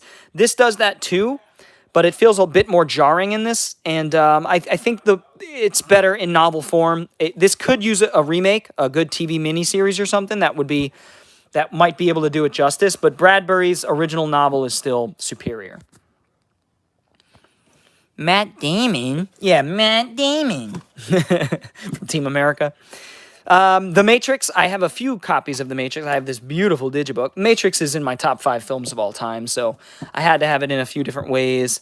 And I still have the box set somewhere up there that has the Animatrix and the sequels. The Maze Runner, I liked the first film. I like the second film even more, to be honest, and I hear the third film is even better. So great. Midnight Special, one of the more underrated science fiction films of last decade. Guys, check this out if you're a fan of Spielbergian type science fiction, so like E.T., Close Encounters. This really captures that Spielbergian vibe, but gives it a real dark kind of verve or edge to it. And Jeff Nichols directs the hell out of this movie. This movie will keep you guessing to the very end. It's very, very solid performances. Morally walks the line in a lot of ways. But man, you really feel for this father's plight and his son. It's an excellent movie. I really feel like it's going to be remembered as a cult classic. Mighty Joe Young, I've not seen. Old Universal movie. Mind Gamers, terrible, terrible title, but I haven't seen it.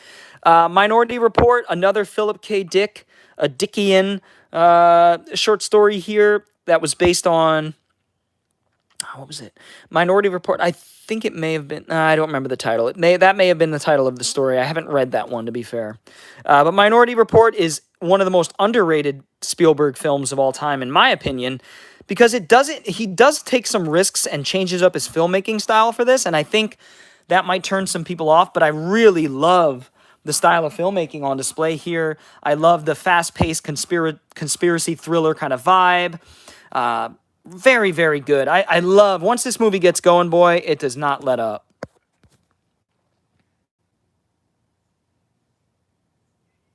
Yeah, Nick, I like keeping my genres in order because I get into specific moods. So I even have more specific genres like prison movies or heist movies. I even have all my favorite actors, action movie actors, comic book movies, Thai cinema. I like having it, in excruciatingly detailed subgenres. Speaking of David Bowie, not many people know Duncan Jones, who directed this very high concept and mind-blowing science fiction film that will trip you up and really mess with your head. Duncan Jones is the son of David Bowie. So there you go. Morgan is the film with my girl, Anya Taylor-Joy. She was very young in this movie. Ridley Scott's son actually directed this. He had a really cool high-concept short science fiction film that his daddy helped him produce that got him enough money raised to make this movie. I think it's an okay movie. No. It's all right. I don't remember much about it. I don't think the short film had anything to do with what that was, but I could be wrong. Mortal Engines, I have this in the collection. This was from my father's collection, so I'm happy to have this. I remember watching about half of this, and it had some cool concepts, but it felt a little bit too young adultish for me. I remember enjoying this film for what it was. It was completely drowned of color. It was almost like a black and white film in its style. Very almost Sin City-like. Deals with, it's a B movie. It's a B science fiction action movie with some decent action and some cool political concepts. It's okay. Next, this is kind of like Deja Vu, where Nick Cage's character can kind of see what's going to happen in the future. Directed by Lee Tamahori, who did my least favorite Bond movie, Die Another Day. No Escape. This is a Ray Liotta science fiction action prison movie, we'll say, with a good cast. Directed by Martin Campbell, who did GoldenEye, The Mask of Zorro, Casino Royale. So many great action adventure films. And this one is not as good as his other films, but it's still a pretty solid movie. And a forgotten movie. Ernie Hudson, Kevin Dillon. Oblivion, I remember seeing this in theater and being really impressed with the visual style here. It's a beautiful movie to look at, cinematographically speaking. Cinematographically speaking. Wow, that's a word. Cinematographically speaking. Beautiful cinematography here. Great atmosphere, good story. Definitely a twist that I didn't see coming at the time, even though I should have, one of those. But a really cool movie with a really cool style. Directed by Joseph Kosinski, who is one of the best directors working in Hollywood. He did Top Gun Maverick, he did Into the Brave, and he's doing F1, which I can't wait to see. Really bringing these highbrow action movies back to the theaters, which is fantastic. On the Beach, this is a nuclear war film, I think. What happens after nuclear destruction. Don't know much about it. Outland, this is basically High Noon in Space with Sean Connery in a killer performance as a guy who is set up, framed, showing, basically, he's framed, and he goes on a revenge spree to clear his name, and he kicks serious ass in this movie. Peter Hyams, early 80s, excellent. Outlander, a guy crash lands on this planet, which happens to be Earth, and in sort of like this medieval fantasy kind of scenario. Very interesting. Pretty cool movie. A bit drab and slow. Pacific Rim, a film that I think should have been better, and I'm not exactly I don't exactly know why I don't think this film is great. I think it's a 3 out of 5. I think it's a good Guillermo del Toro film, but nowhere near his best. Super fun in terms of the action and science fiction, but I think some of the storytelling takes a back seat. This one I haven't seen. This one seems up my alley. A young woman is sent to Paradise Hills to be reformed, only to learn that behind the high-class facility's beauty is a sinister secret. See, that kind of sounds like a utopian kind of idea, right? Everything's great here, and then you look under the surface and it's actually miserable. Postman. Oh, wow, what a slow film. What a boring and slow sort of film. A lot of people say this is Waterworld on land. I prefer Waterworld. It's not as boring as Postman. This is like another 3-hour-long film directed by Kevin Costner. I'll check it out again. I enjoy it. It's just long and a little boring. Yeah, there you go, Jolly Good. Yeah, Very Hungry Caterpillar. Trumpet of the Swan. I remember that one. That was a good one. I actually did like this Power Rangers reboot. I thought it was a pretty good reboot for what it was. In the realm of reboots, I thought it excelled. But of course, nobody went to go see it, and it'll never get a sequel. I thought it was a good origin story in an American tokusatsu kind of way. Priest. This is actually basically the story of The Searchers, the John Wayne movie. John Wayne movie. This is Searchers with vampires in the future. Yes, it is that. Not quite as good as The Searchers, but still a pretty fun time if you like a good, goofy, over-the-top, kind of big-budget B movie. Directed by Scott Stewart. There you go. Predestination. Man, I still think this film is way ahead of its time. Has some really smart things to say about time travel and identity, and really twisty and turny. Has one of the such a good story, such a good unfolding, mysterious kind of story that you kind of piece together as time goes on, and wow, has a twist that'll floor you. The Prestige. My favorite Christopher Nolan film. I think this is his masterpiece. I think it gets all the things that make Christopher Nolan films intriguing, like the pseudo, it's science fiction, but it has like pseudo fantasy elements and psychological elements and philosophical elements. Beautiful film to look at, deals with incredibly heavy themes, and Christopher Nolan just directs the shit out of that movie. And I think this is water damaged. That's a shame. Push, not a bad movie. A decently fun little Chris Evans, pre-MCU superhero-like film. Not bad. Ready Player One, I think, is a good movie. I think it's a little better than the book, personally. I wasn't huge on the book, but I do have fun with this Spielberg movie. Just doesn't feel very Spielbergian to me, if I dare say. But has some cool ideas and kind of fan service the movie, but it's not bad. Real Men, a very surreal, uncanny, strange science fiction comedy here that I do enjoy because it is so weird. Like, it just has this stale, odd atmosphere to it. It's not paced particularly well. It's kind of convoluted and kind of jarring in its tonal shifts. But those are all reasons I also kind of like it, Yeah, Iron Giant was spotted in Ready Player One, along with like all different King Kong, Akira, Tetsuo's Bike. Real Steel, based on an old Twilight Zone episode, which was penned by the great Richard Matheson, I'm pretty sure. Yep. Another one of my favorite writers of the 20th century, I think one of the best in the fictional realms. Real Steel is about a father and a son, a father who repairs robots and then has them fight, and kind of as their trainer in this pseudo-futuristic kind of setting. Really good father and son story, really good Rocky-like kind of thing. Rendell, I want to say this is a British superhero flick. Replicas, I've heard really bad things about Keanu Reeves in Replicas.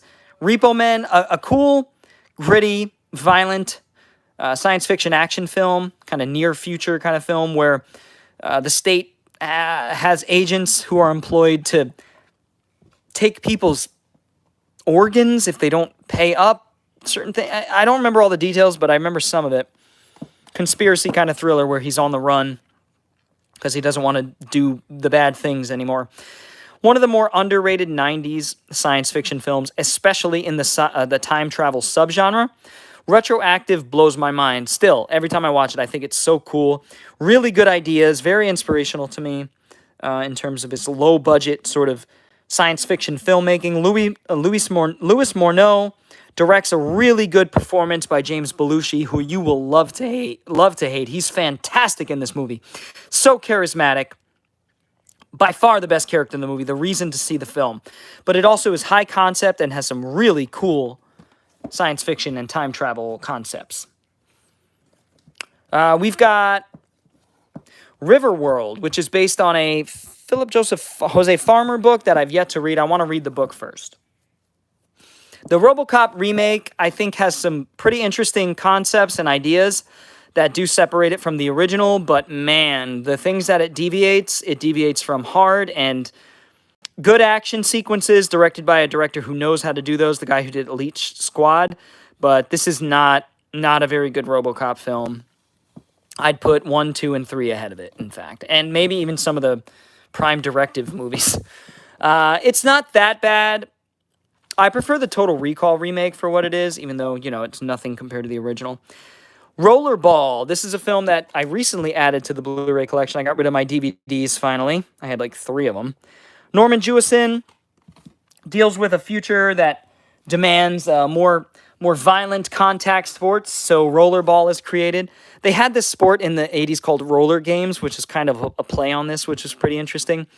But I do want to see this again. I haven't seen this since I was a teenager, so I'm sure it has a lot to say about the world and politics and power. And here's John McTiernan's remake, Rollerball, starring Chris Klein. I have seen bits and pieces of this.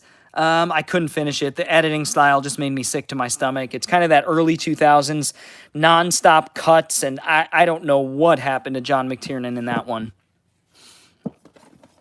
This one's a really fun little 80s low-budget science fiction film. I think, check this one out if you haven't heard of it. I think you'll have a lot of fun with it if you're a fan of movies like Ghostbusters and kind of those lighthearted sci-fi comedies of the time. It actually has some good people in it. John Stockwell, Richard Masur, Dennis Hopper, Fisher Stevens. So it's got a good cast and a very not too well-known science fiction comedy here. Fun for the whole family. It's a good movie. Yes, Michael, you do. Arrival's excellent. I just talked about it pretty recently. Arrival's really good. We'll watch that one soon. Here we have Scorched Earth. I picked it up because it had Gina Carano in a science fiction action movie that kind of looks... I don't know. It's Gina Carano in an action movie. That's why I own it. Nick B asks, you ever seen the movie The House That Jack Built? Has some hard-to-watch scenes. Yes, I've heard about it. I've not seen it. I kind of hit or miss with Lars von Trier. I'm pretty sure he directed that, right? But I do want to see it because I hear it pushes the boundaries, and I feel like we're starving for art that pushes the boundaries in our era. Yes, we do, Michael. Definitely. We will do that soon, buddy. Here I have Selfless, which, man, I was so excited when this film came out. It's directed by Tarsem Singh, who did some really cool... he did a film called The Fall, which I think is very underrated. I'll talk about that in an upcoming video, the fantasy section. But Tarsem Singh did some cool movies. I'm blanking on Singh's other movies. But The Fall really impressed me. So when I heard he was doing a science fiction action film about an old guy who's dying, an old elite rich guy who puts his mind into a younger person, and kind of the action unfolds from there. I thought it was a pretty cool concept. Not a bad science fiction action movie, but not as good as I was hoping. Here we have Serenity. Serenity is the film that came after Firefly, the show that was beloved and is a great show. It lasted 1 season. I think it's a fantastic show. But I do prefer the movie just because I'm more of a cinema guy. And the movie kicks ass. It stands alone as a great science fiction film in and of itself. Directed and written by Joss Whedon. She is looks like a Mad Max kind of ripoff here. I don't think it has much to do with the original novel by Haggard, I think wrote it, if I'm not mistaken. But, yeah, I don't know much about that one. Post-apocalyptic. The Fly is on fire, yeah. Side effects here. This is a Soderbergh film that I don't think was very memorable, or I haven't seen it. Jason Hogan says, need to watch Debbie Does Dallas. Yeah, I prefer Debbie Does Dubai. You ever see that one? They brought it to the Middle East. And Debbie goes, wild. All the United Emiratis go wild over Debbie. You get my joke. Thank you, Jason. I wasn't sure if that would go over people's heads or... Debbie Does Dubai. We have Silent Running, a very lo-fi, very atmospheric and chill and kind of hippy-dippy kind of science fiction film with a lot of great ideas and incredible miniatures for the time, which are really memorable. I'm pretty sure George Lucas borrowed some ideas from this film about like the little androids that kind of are Bruce Dern's friend while he's taking care of this garden that's in orbit. I don't remember all the details, but I do remember it leaving an impression. And underrated little science fiction film from the early 70s. Yes, nice, a sequel. All right, here comes Mike has a hot take on a movie that nobody enjoys. Why do I enjoy this movie so much? Well, I think it's an American film that was trying to invoke anime sensibilities. I think this has a lot in common with the film Castle in the Sky. A lot of Miyazaki films. It kind of has Miyazaki influence with Spielberg. I've never heard of anything else this director has done. But and Indiana Jones vibes. Jude Law plays kind of an Indiana Jones-like character. Great villains. Very stylized. I miss this type of creativity where you had a movie that just felt so different than all other films. If you watch this movie, you might say, yes, CG garbage. Yes, sure, whatever. But it at least has a style it sticks to and is very consistent. Also has some Blade Runner-esque aesthetics and Iron Giant and, again, anime, the Big O, things like that. The robots from the Castle in the Sky, the actual castle in the movie, Lupita. Here we have the Skyline trilogy, actually. Which is very fun. The first movie's bad in a B-movie kind of way. Beyond Skyline is good in a B-movie kind of way. And this one's good in a B-movie kind of way. It just gets more and more ridiculous. You never know where this franchise is going. It's got a funny story behind it, too. Sleeper. This is one of the only Woody Allen films I've actually sat through and enjoyed. This is a science fiction film about a guy who wakes up 2,000 years in the future. It's like an android thing or something. I don't remember. But I remember liking it. It had a few laughs. Source Code, just rewatched this. This is another Duncan Jones film, the son of David Bowie. This is an awesome science fiction thriller. Very Twilight Zone. Has a great twist. This is a really cool Groundhog Day-like narrative with great performances. Gyllenhaal is always fantastic.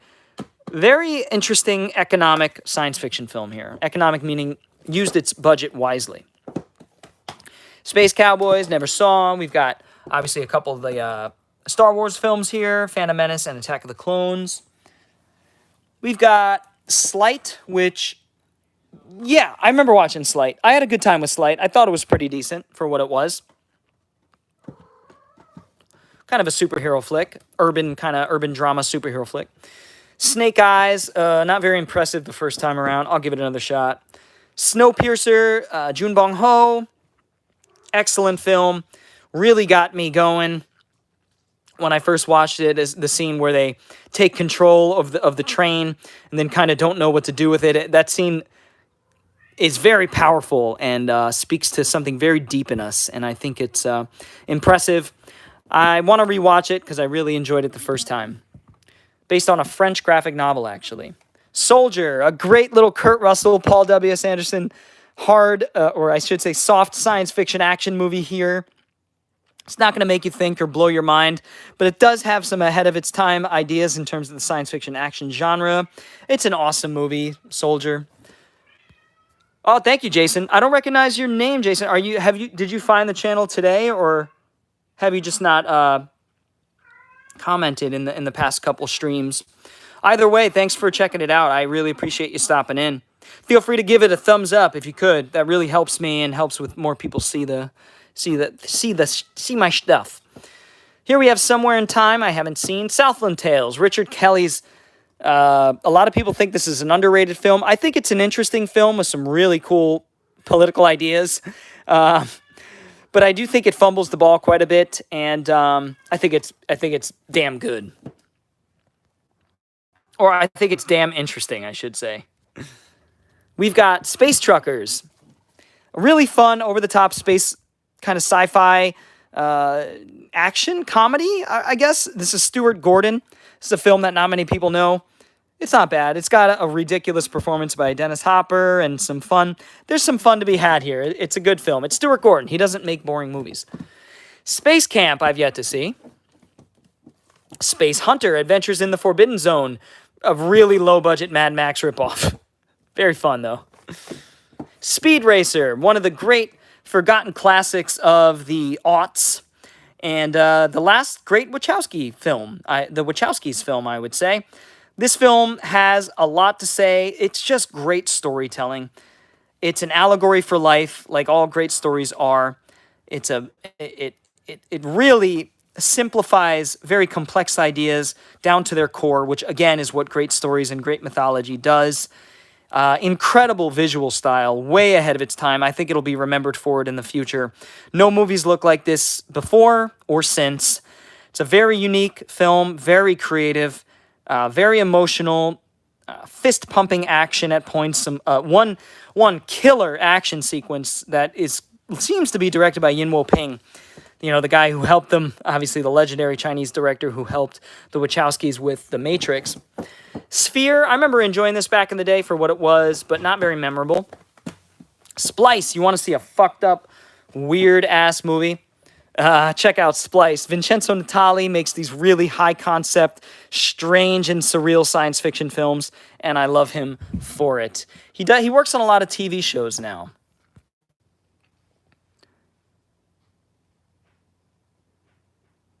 Oh, you got rid of your Speed Racer copy? Are you not a big fan of it there, Jolly Good? That's okay. We all have our opinions, right? Split Second is a film that everybody seems to love in the B-movie realm, but I couldn't really fall in love with. I liked it. I thought it was fun, but I didn't see what people were obsessing over. So I do want to give it another shot and try. Fair enough. No, that's totally fine. Hey, different strokes. Spy Kids. Why do I have Spy Kids? I'm a bit nostalgic for it. I'll give it a shot, another shot at some point. It may exit the collection. We have the Star Trek trilogy. These are the new movies, which I like quite a bit. I'd say the first one's my favorite, then the third, then the second. I think the second one was a wasted opportunity. Why do a reboot when you had such a good thing that you started? Why do a remake? It just doesn't make any sense to me. I think they're all fun, though. We've got all the Star Wars movies on Blu-ray here, even Rise of the Shitwalker.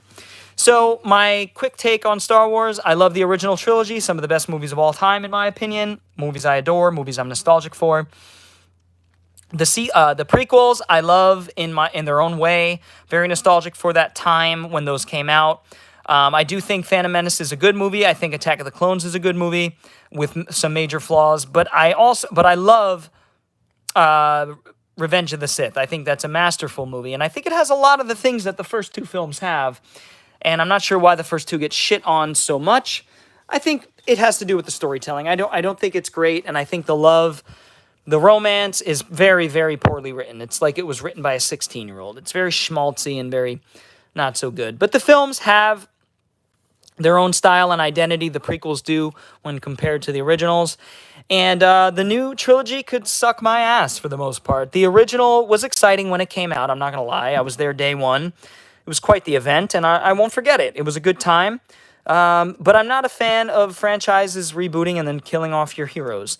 Not a fan of that, and they didn't kill... Well, they totally emasculated and killed off and did away with some of the characters that we loved from this series, and I do think this film is pretty much a giant fuck you to Star Wars fans.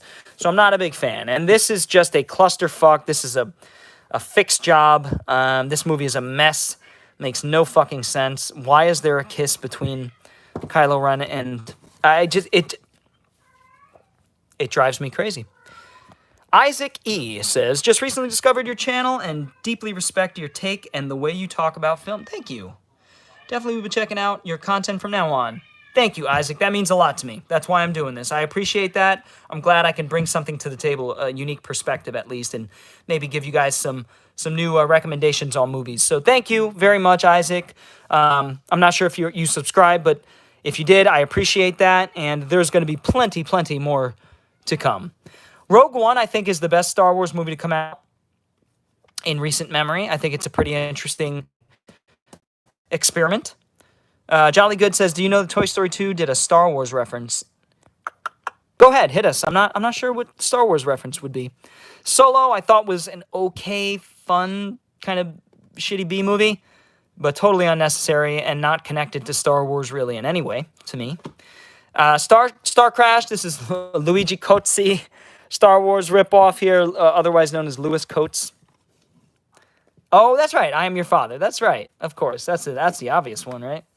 Stargate, a movie that I like a little incrementally more every time I watch it, but I don't love it. The extended cut is a little bit better. I like Kurt Russell in this. James Spader's okay. I like its ideas, but I never feel like it really takes its ideas to the next level. I guess the show probably did that because it went on for many seasons, but... Just a starman waiting in the sky. There's some David Bowie for a poor David Bowie impression. Starman is actually, I believe, the only Carpenter film that I have yet to see. I'm savoring it. I know I'm going to enjoy it. Reminds me of K-Pax. I love K-Pax, so if it's anything like that, I'm sure I'll love it. Steel Dawn, a really cool, oh man, what was this? Mad Max-inspired take on the movie Shane, I want to say. Was it Shane, the Western? I think. Oh man, this movie still hasn't been released in the West. I don't think on Blu-ray, which is a travesty and should be a crime. This is Catherine Bigelow, in my opinion, her masterpiece. I fucking love this movie. This is a science fiction epic. It takes place at the dawn of the new millennia, and so it's got a little bit of New Year's vibes, Christmas vibes. James Cameron helped produce and wrote this film with Catherine Bigelow, his wife at the time, and still, I think. Ralph Fiennes, Angela Bassett, Juliette Lewis has this revolutionary character played by... Oh, man. I forget. But Tom Sizemore, Juliette Lewis is hotter than hot in this movie. Michael Wincott's fantastic.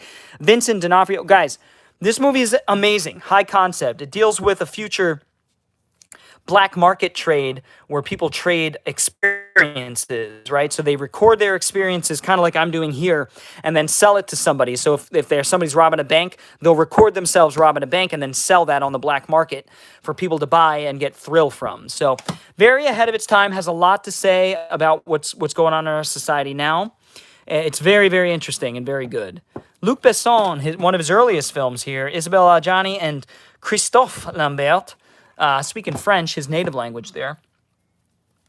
But I've yet to see it, so savoring it. Sunshine, really great high concept, very deeply philosophical flick here about a group of astronauts who are trying to reignite the sun and the implications of that. And I think it's less about the sci-fi concept and more about the sort of the social commentary that's going on and kind of man's relationship to the unknown and our attempts to control it and rein it in. It's a very interesting Danny Boyle film. So excited to see Danny Boyle coming back for 28 years later. That's incredible. So I can't wait for that.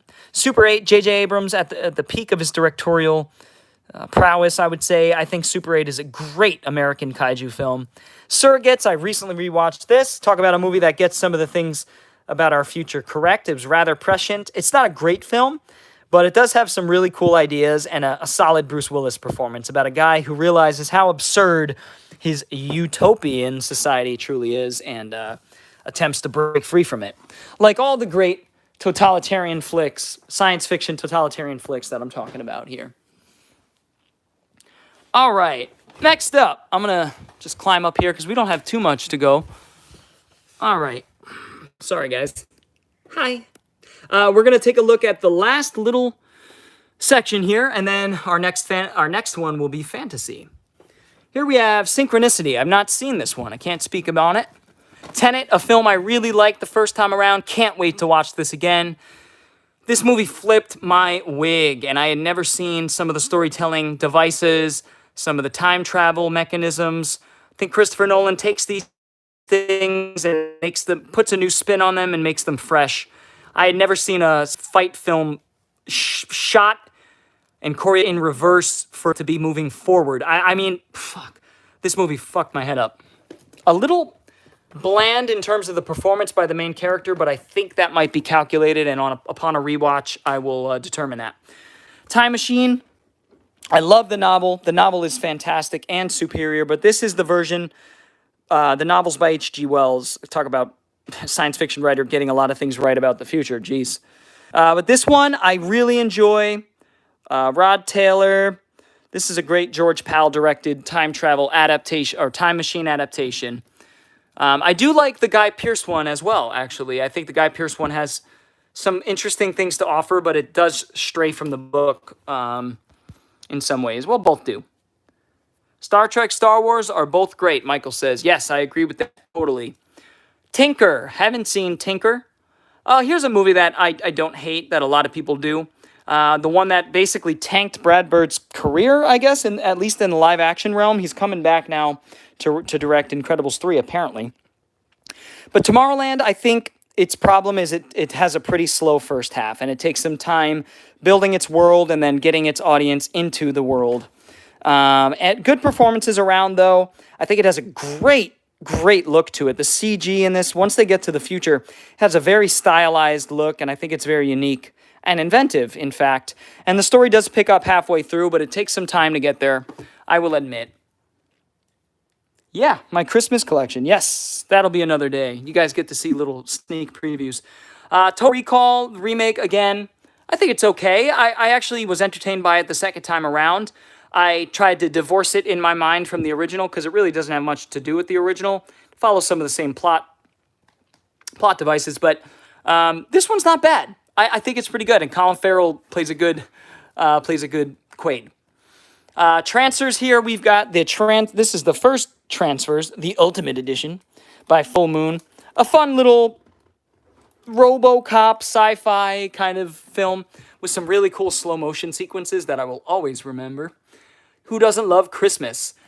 Well, I'm sure there's plenty of people that don't even celebrate Christmas, but yeah, I get your point. Here in the West, a lot of us do have fond memories of Christmas and nostalgia and warmness. Yeah, Transfers is awesome.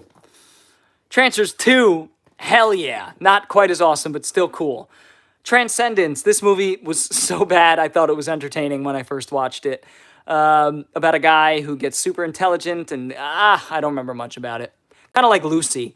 Kind of a ridiculous high concept, but hey. You enjoy transfers more than scanners, says. Yes, for me. I enjoy about the same. All right, we've got Transformers The Last Night, so I have all of them but the fourth one. I do want to sit down and force myself through these movies so that I can determine once and for all how I truly feel about them. I think the first two suck, so I doubt it gets much better. Tron, the original classic, I absolutely adore Tron. I think it holds up remarkably well because of its stylized CG. It doesn't go for realism. They use the CG in an economic way, in a clever way, and it still holds up because of that. It's such a cool film. Once they enter the mainframe, it's such a cool film. Tron Legacy, great music, great visuals, except for Jeff Daniels, a CG guy. But I do like this film. I think it's a great little science fiction action film with a pulsing soundtrack by Daft Punk. You're playing Tron because you haven't seen it. No! Watch it first and determine if you want to get rid of it. That's what I'd say. Ultraviolet, I have a lot of fun with this big budget B movie here by what's his name? Kurt Wimmer? Yeah, Kurt Wimmer, the guy who directed Equilibrium, and I think he had what did he do? Some of the Underworld movies? Is that right? Did he do Equilibrium? I think he did Equilibrium. Anyway, here we have Unforgettable, Ray Liotta, Linda Fiorentina, the sci-fi crime action thriller that nobody remembers, directed by John Dahl. Came out in 96. I don't remember all of the details of the plot, but it was basically Ray Liotta. What is it like to enter the mind of a sadistic killer experience? Yeah, it was like one of those strange days kind of things. I gotta watch it again, guys, but I remember being impressed by it. It's just been about 20 years. So you don't want to give it a shot first, is what you're saying. You don't want to watch rid of it. That's fine. That's your right. Valerian is a film that I loved when it came out, and I was a supporter of, and I went to go see it 3 times. I thought it had so much imagination, was bringing the big budget sci-fi action movie to the big screen again, based on a property that not many people were familiar with, an old French graphic novel / comic.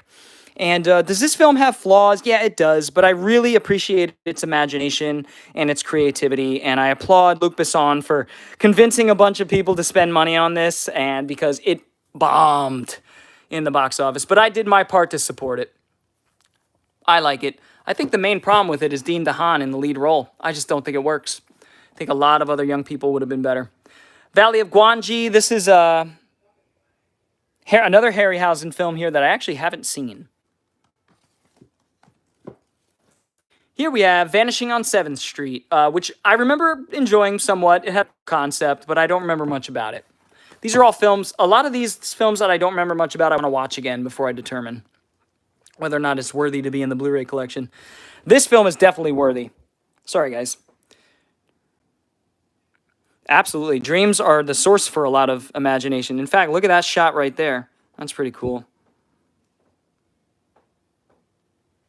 Would be cooler in one way. Virtuosity is another one from that sort of crop of early to mid-90s science fiction films that dealt with technology and the internet and the interwebs and all of the profundity and enigmatic nature of where we were going as a society, a technological society. And really cool action flick here with Denzel, yes, in an action sci-fi role, and a bad guy played by Russell Crowe, who's like a rogue AI who escapes from the system and becomes like a physical being. Let's see here. We've got Voyage to the Bottom of the Sea. Not a great film. I think it's actually pretty boring and uneventful. But War of the Worlds, I love the original, and I actually love the sequel, or the reboot. Pretty much remake just as much. I think both have something to offer. If I had to choose, I'd probably pick the original, but Spielberg, I think, directs the hell out of this. I think it's a great adaptation of a classic H.G. Wells story.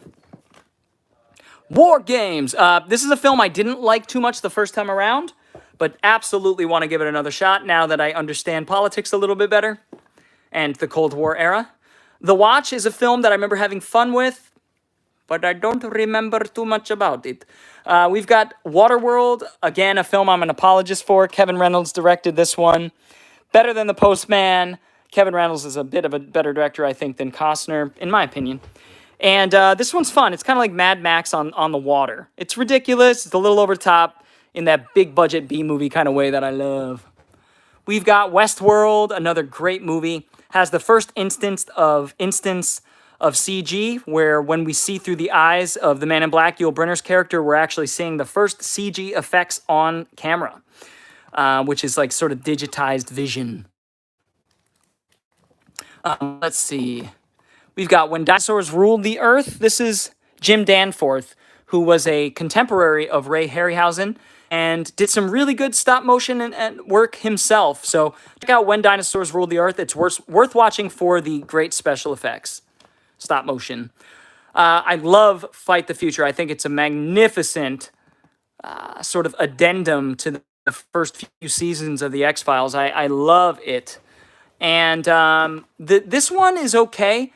Not as cool of a story, not as iconic. This has so many iconic scenes, like the crop field, the cornfield scenes and everything. It's such a cool movie, so creepy. And this one's good, but not quite as good. You're the Hunter from the Future. I haven't seen this since I was a teenager, but it's pretty bad. Not very science fiction, but it has enough science fiction for it to land in my sci-fi. It's either sci-fi or fantasy. I'm not really sure. I'd have to watch it again. Boom, boom, dun, dun, dun, dun. Boom, dun, dun, dun, dun, dun. Ba, dun, dun, dun, dun, dun. Of course, who can forget that? Here we have Zardoz, which is kind of wild and kind of like Alice in Wonderland in a weird, kind of twisted way. John Boorman directs Sean Connery in this, who wears like a unitard Speedo the whole time, so that we can all be acutely aware of how large his penis is, or how not large, I guess. But weird-ass movie with weird choices, but an amazing concept about this wizard who tricks everybody on the planet, or at least this part of the planet, into thinking he's a god. But he's just a joker with magical powers. He's a magician. He's a demiurge, if you will, and he's tricked everybody into thinking he's almighty, but he's just as flawed as anybody else. Really interesting movie, though. Zero Theorem, I was so excited to see Terry Gilliam entering the realm of science fiction again, cerebral science fiction. This one is a little beyond me, I gotta be honest. I need to watch it again to see what the hell it's trying to say, but I don't remember much about it, I gotta be honest, so. Next video, I'm not exactly sure. We might just cover the fantasy here. I do need to finish up my video games. Actually, yeah, I'll probably do the video games soon. Finish that up. And here we have the last but not least here. I've not seen this, so it very well may be the least. But I doubt it. It has an awesome 70s hand-drawn cover there. Oliver Reed, Geraldine Chaplin, Zero Population Growth, otherwise known as ZPG. Kino put this out, and again, it's about a dystopian society that I'm sure that the government convinced its people that it's utopian, but a dystopian society that limits its the amount of kids that people can have, kind of like China did in the 80s and 90s. They had the one-child policy, which is nuts. But yeah, ZPG is kind of playing on that scientific idea. It came out around the time of the population bomb, which was a very influential Malthusian novel about, you know, this guy wrote this book kind of scaring everybody into thinking that we're not going to have enough food in the future. It's called Malthusianism. It's a political idea that there's not enough resources for everybody, and there will be a point at which we need to whatever. So Zero Population is playing on that, and I've yet to see the film. So, all right, guys. Well, I got to be honest. That was a pretty smooth live stream. What'd you guys think? What'd you guys think? I also haven't had any water. That's fucking crazy. I need to do that right now. So, thank you all so much for joining this live stream. You will see from me most likely tomorrow, if not, definitely Thursday. And we'll have some more fun. We'll take a look at the games, maybe continue with the movies. And thank you, everyone, for your support. You know I appreciate you all very much. Feel free to give this live stream a thumbs up. That would help me show up in the algorithm and bring new people into the channel, which is definitely a goal of mine. And yeah, you guys are awesome. Feel free to super chat if you feel so inclined, or check out my Patreon, which I did brush up a little bit and clean up and has some pretty cool stuff. So check that out, guys, and subscribe to the channel if you haven't already. Otherwise, I will talk to you all soon. Thank you so much. Have a good night, a good morning, depending on where you are in the world, or a good afternoon. Take it easy, guys. Peace out. Bored Cyborg.